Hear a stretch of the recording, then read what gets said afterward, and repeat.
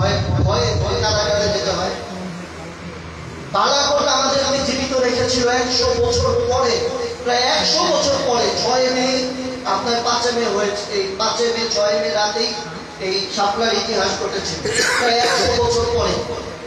এই বালাকোটকে রশিদ আহমদ গাঙ্গুহি রহমতুল্লাহ আলাইহিরা টিকিয়ে রেখেছেন বলে শাপলা চত্বর হয়েছে। এবং আমরা আজকে এই মাহফিলের মঞ্চ বলে আর আমাদের কওমি মঞ্চ বলে অথবা মাহফিলের মধ্যে বসে বসে টাকা কামায় পকেট ভারী করি, অথবা এই 4 দেয়ালের ভিতরে মাদ্রাসায় কিছু ছাত্র পাই।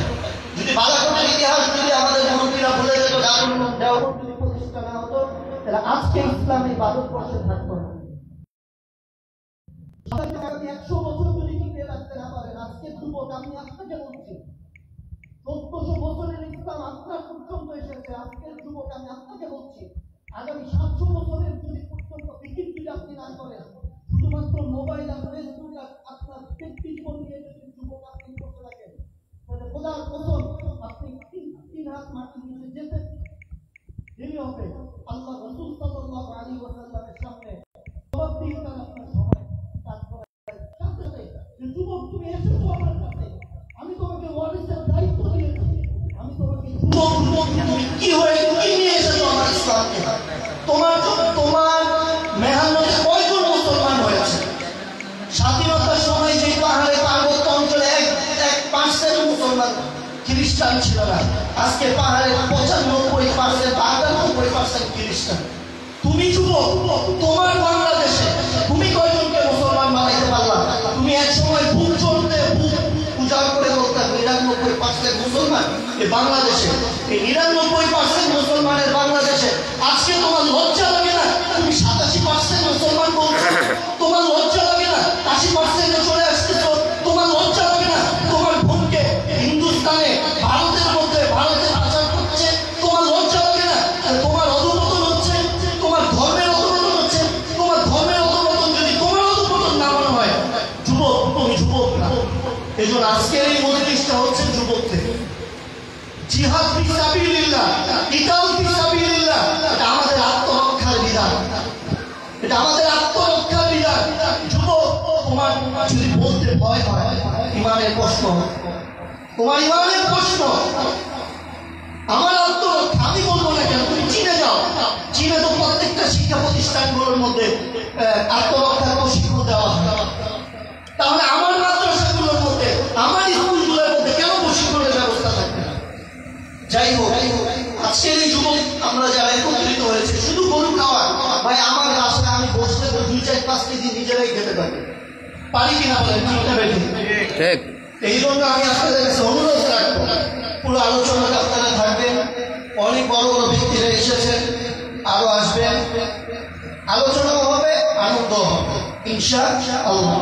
একটু গরমের কষ্ট হবে, কিন্তু 2-4 জনের হৃদয় যদি এখান থেকে তৈরি হয়ে যায় যে আল্লাহ রাব্বুল আলামিন আমাদেরকে যদি কবুল করে।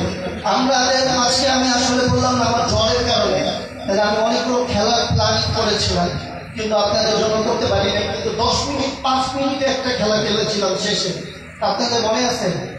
জি। হ্যাঁ জি, আমরা ইট মেরেছিলাম তাই না? জি। আপনি জানেন এটা কি বিশাল একটা পাওয়ার। আমাদের ইটের সবচেয়ে বেশি সাউন্ড করছিল ওই যে লাল জামা ভাই, একটু আপনি জানান তো কি জামা নাম আপনার? মাসুম বিল্লাহ ভাই। আজকে ইসরায়েলে, আজকে ভারতের যদি কোনো ড্রোন বাংলাদেশ আঘাত আনে, মাসুম বিল্লাহ যথেষ্ট ড্রোনকে উড়ায় দেওয়া। কতটুকু শক্তি হাতের পাওয়ার, কতটুকু কার আছে? এইটা তো এতটুকু কিন্তু শক্তি আমাদের নেই। কালকে মাদ্রাসা থেকে বহিষ্কার করবে, ওরে বাবা ও কি হয়েছে? ইট ছুঁড়া মারছে। এটাও একটা প্রশিক্ষণ, এটাও তো একটা খেলা। ফার্মের মুরগি খাইতে খাইতে আর শরীরগুলোর মধ্যে কিছু না হচ্ছে, সব ঘরে ঘরে হয়ে গেছে, বুঝেন নাই? আর সেলিব্রিটিজম আর প্রফেশনালিজম পুরো ধ্বংস করে ফেলছে না, রাইট? প্রফেশনালিজম আর সেলিব্রিটিজম আর ভাইরাল বিশেষ একই লোক সব বলছে। উনি কি সব কিছুই মায়ের হইতে পারে? যাই হোক, আমি আর কথা বিলম্ব করবো না। আমাদের উন্মুক্ত আলোচনার মধ্যে স্বাগত আলোচনা আসলে আমাদের জাকারিয়া মাহমুদ ভাই করার কথা ছিল, তো ওনার আলোচনাটা আমি করে দিয়েছি একরকম, এই জন্য ভাইয়ের কাছে ক্ষমা চাচ্ছি। এই পর্যায়ে সংক্ষিপ্ত উন্মুক্ত আলোচনা পেশ করার জন্য আমি সবিনয়ভাবে অনুরোধ করছি আমাদের বড় ভাই। আমি যখন স্থানে পড়ি তখন দেখেছি যার অনেক প্রতিভা, আমি অনেক যুবককে প্রতিভাবান হতে দেখেছি। আমাদের ক্যারিয়ার বাংলাদেশের সম্মানিত চেয়ারম্যান মুফতি আফজাল হোসেন ভাইকে অতি সংক্ষিপ্ত, আমাদের যেহেতু সময় খুবই কম, আমাদের প্রতি ইহসান করে উনি ওনার সংক্ষিপ্ত আলোচনা পেশ করার অনুরোধ করছেন। আসসালামু আলাইকুম ওয়া রাহমাতুল্লাহ। ওয়ালাইকুম আসসালাম। ওম শান্তি হরি। জীবে যদি এত দয়া মানবের গুণ, আপনাদেরকে মনে আছে এই কবিতাটি কার? জি,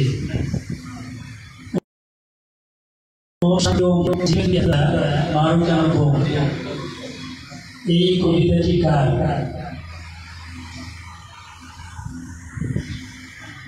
আপনারা হয়তো জানেন এই কবিতাটি আমাদেরই মতো একজন কওমি মাদ্রাসার তরুণ আলেম যিনি প্রায় 12 বছর আগে ইন্তেকাল করেছেন, কবি রাকিবুল ইসলাম। কবিতাটির তাৎপর্য কি আপনাদের কিছুটা উপলব্ধি হয়েছে? কেন এই কবিতা এখানে? ব্রাহ্মণ্যবাদী বলতে যাদেরকে আমরা চিনি জানি, পার্শ্ববর্তী রাষ্ট্রের নির্দিষ্ট একটি ধর্মের অনুসারী এবং আরো কিছু ধর্মের অনুসারী যারা জীব হত্যাকে মহাপাপ বলে, ঠিক না? ওইটার প্রতিবাদে এই কবিতাটা তিনি লিখছিলেন, ওম শান্তি ওম, জীবে যদি এত দয়া মারো কেন ভোগ। মানে গরু জবাইতে তোমার যদি এত আপত্তি, তাহলে মানুষ হত্যায় তোমার বিবেক কিভাবে দংশিত হয় না? কেন দংশিত হয়? তাহলে তোমার মানে গরু জবাই করতে গেলে তোমার আপত্তি হয়, কিন্তু মানুষ হত্যা হচ্ছে অহরহ তোমার দ্বারা, সেখানে তোমার কোনো ব্যথা হয় না। এ তোমার কেমন চেতনা? এই ছিল কবিতার মূল ভাব। আজকের প্রোগ্রামের সাথে এই কবিতা কি প্রাসঙ্গিক না? জি, তো আমরা সংক্ষেপে অনুভূতি এবং কিছু কথা বলবো। যুবক আমাদের মাঝে আগে দাঁড়িয়ে কথা বলেছেন, তিনি আসলে এই সময় একজন নেতৃত্ব দেওয়ার মতো ব্যক্তিত্ব, নিজেকে সেই জায়গায় উপনীত করেছেন। খুব অল্প সময়ের ব্যবধানে ঢাকার এবং ঢাকার বাইরে থেকে বিভিন্ন অঞ্চল থেকে এতগুলো লোক জমায়েত হওয়ার, এটা তার প্রমাণ বহন করে, ঠিক না? একই সাথে এই মঞ্চে আছে মাওলানা জাকারিয়া মাহমুদ, যাকে আপনারা চেনেন, এবং এই মাদ্রাসার যিনি প্রতিষ্ঠাতা মামুনুর রশিদ সাহেব সহ আরো যারা আশপাশে আছেন, ওনারা একটা জায়গায় পৌঁছেছেন। সেই চেতনাটা আমাদের বুঝতে হবে, ওনারা আসলে কি চান। এই কবিতার মধ্যে আমরা তার কিছুটা আভাস পাই, এবং আমাদের বর্তমান অবস্থান চিন্তাগত দিক থেকে কোথায়,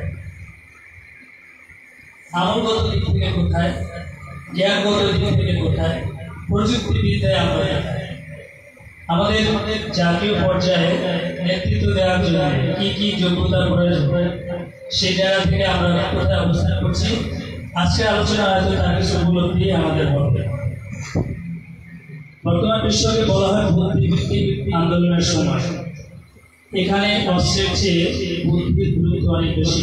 শুধু এই সময় না, যদি আমরা চিন্তা করি আল হারবু আল খেদা, এই হাদিসের দিকে যুদ্ধ হচ্ছে কৌশল মাত্র। এই খেদার অর্থ অন্য জায়গায় ধোকাও বলা হয়, আসলে এটা ধোকা না, কৌশল।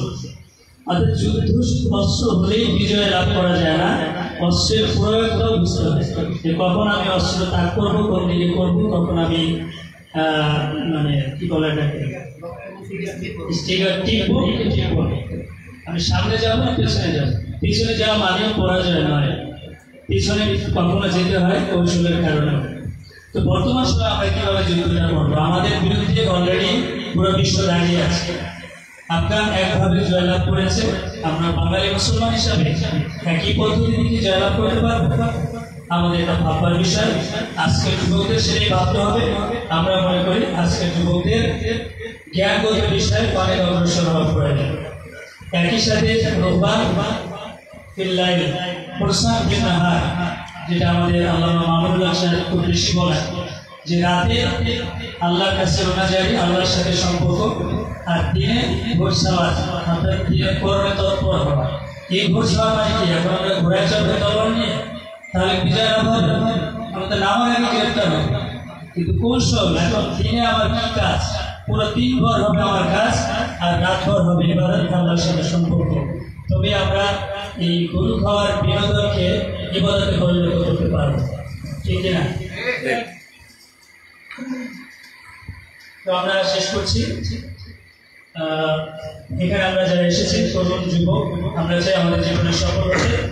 আমি কেরিয়ার বাংলাদেশের পক্ষ থেকে অনেকগুলো প্রোগ্রাম করি, আজকে আপনাদের সঙ্গে স্মরণ করে দিচ্ছি বা দাওয়াত দিচ্ছি।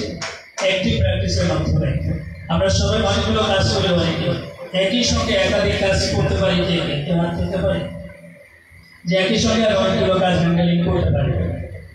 এরকম সাহসী যুবক কে কে আছে? মাশাআল্লাহ। আর কেউ নাই যে একই সঙ্গে একাধিক কাজ করতে পারেন? অলরাউন্ডার যারা, তারা তো অনেক কাজ করতে পারে। ওকে যারা হাতে বলেছেন আগে হাতটা তুলে রাখবে, যেহেতু বিনোদনের জায়গা এবং কিছু শিক্ষার বিষয় প্রশিক্ষণের কথা আসছে। আপনারা এক হাত দিয়ে গোলাকার বৃত্ত আঁকবেন, এরপরে বাম হাত দিয়ে আবার গোলাকার বৃত্ত আঁকবেন। একটু প্র্যাকটিস করেন তো, পারেন কিনা দেখেন। দুই হাত দিয়ে গোলাকার বৃত্ত, অন্যেরা দেখবেন, অন্যেরা হাত তুলে রাখবেন। যারা পারেন না তারা তো পারেন, যারা বলছে আমরা পারি তারা তাদের দিয়ে খেয়াল করেন। দুই হাত দিয়ে গোলাকার বৃত্ত হচ্ছে কিনা দেখেন, খুব সুন্দর করে গোল। এবার আপনার এক হাত হবে গোল, আর এক হাত হবে চতুর্ভুজ। কোনো হাত থামতে পারবে। জাকারিয়া মাহমুদ সাহেবের সাথে অথবা আমার সাথে যোগাযোগ করবেন এবং আপনার চাহিদা মতো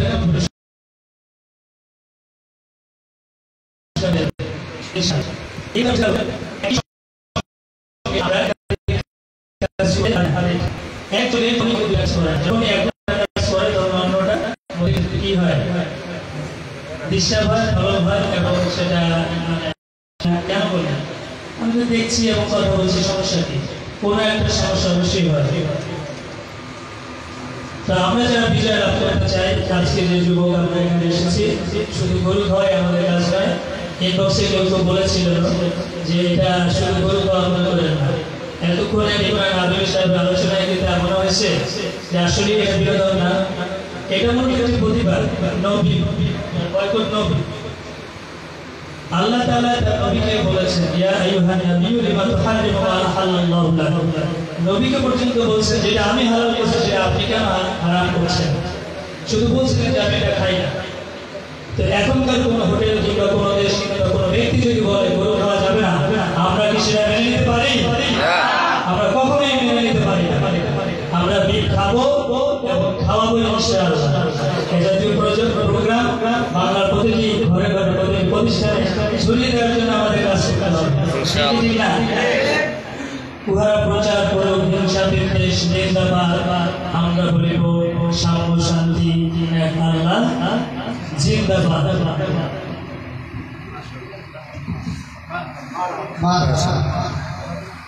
মাশাআল্লাহ। ভাইজানের ক্যারিয়ার বাংলাদেশ আপনারা শুনেছেন তাই না? অনেক যুবক এখান থেকে ঘুরেছে, মাশাআল্লাহ জীবনকে খুব সুন্দরভাবে সাজিয়েছেন, যেটা আমি 2006 সাল থেকে দেখে আসছি। আলহামদুলিল্লাহ, আল্লাহ তাআলা আফজাল ভাইয়ের জীবনকে কবুল করেন। ওনার মতো ফিকিরবান বড় ভাই আল্লাহ তাআলা আমাদের সমাজের সংখ্যা বাড়িয়ে দেন।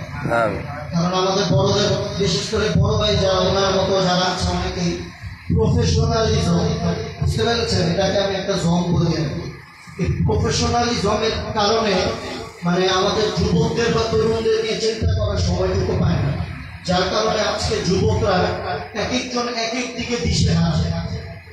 কেউ লেখকের হচ্ছে, কিন্তু লেখকই আমাদের সাহাবীদের বা রাসূল বা এমন কোন আইডল কি আমাদের সামনে নাই যিনি পুরোপুরি রাসূলের সুন্নাহকে মেনে লেখক হয়েছেন, কবি হয়েছেন, গায়ক হয়েছেন। কি বলেন? গায়ক হওয়া মানে এটাই নাই তো যে নিচের চেন আমার বুকে পড়তে হবে, পাইপিং করে পড়তে হবে, তারপরে বিভিন্ন রকম হইতে হবে, তারপরে গায়ে অনুষ্ঠানে যায় গাইতে হবে, এইগুলা তো আর না। তো এই জায়গাগুলোতে আমাদের এক একটা আদর্শ, কি বলেন, ঠিক আছে না? আমরা কার আদর্শে পরিচালিত হচ্ছে? আসলে কি রাসূলের আদর্শ আমাদের ভিতরে আছে কি? তো যাই হোক, আমি আর সময় নিব না। অনেক অনেক শুকরিয়া আফজাল ভাইকে। আল্লাহ তাআলা আমাদের এই বড় ভাইদের সংখ্যা বৃদ্ধি করে। সংক্ষিপ্ত সে আমরা একটা সঙ্গীত শুনবো, শোনার পরপরই ইনশাআল্লাহ আমাদের স্যার অপেক্ষা করছেন। আলহামদুলিল্লাহ, সবাই বলে আলহামদুলিল্লাহ। আমাদের মাঝে আমাদের স্যার চলে এসেছেন, অধ্যাপক সাহেব সাব্বির আহমদ হাফিজাহুল্লাহ। আমরা স্যারের মূল্যবান আলোচনা শুনবো এবং মজার বিষয়, উনি আইওটি ইউনিভার্সিটি, যেখানে আসলে মূলত একটা ইউনিভার্সিটি। আমি এটা নিয়ে গতকালকে ওয়েবসাইটে অনেক, গতকালকে না পরশু দিন অনেক দেখলাম, আমার কাছে খুবই চরম ভালো লাগছে। এরপর গরু পাখি, এর আগেও আমি চিনি আইওটি, কারণ আমার উস্তাদ সাহেব একজন আছেন ডক্টর শামসুল হক সিদ্দিক, আমি ওনার কাছে দাওয়া পড়েছি। কিন্তু এটা যে আরো এত সুন্দর বোঝালো, এটা আমি সেদিন আরো বিশেষ করে পড়াশোনা করে দেখলাম। তো যাই হোক, স্যার ওখানে অধ্যাপক স্যার আপনি গুরুত্বপূর্ণ আলোচনা করবেন। এর পূর্বে আমরা একটু সঙ্গীতের মাধ্যমে নিজেদেরকে রিফ্রেশ করবো আর কি। সঙ্গীত পরিবেশনের জন্য আহ্বান জানাচ্ছি মুফতি মাসুদুল্লাহ ভাইকে সঙ্গীত পরিবেশন করার জন্য।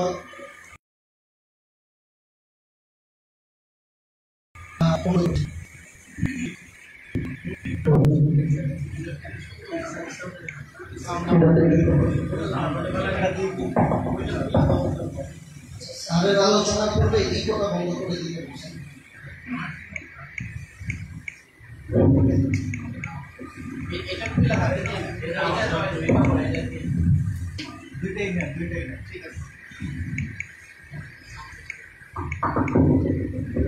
السلام عليكم ورحمة الله وبركاته.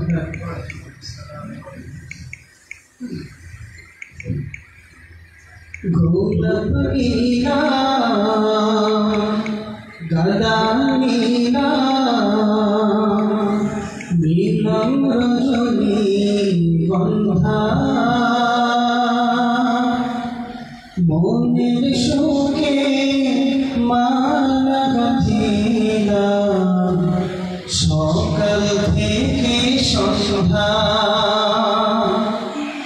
গোলাপ নীলম গাদা নীলম নীলম রজনী গন্ধা গোলাপ নীলম গাদা নীলম নীলম রজনী গন্ধা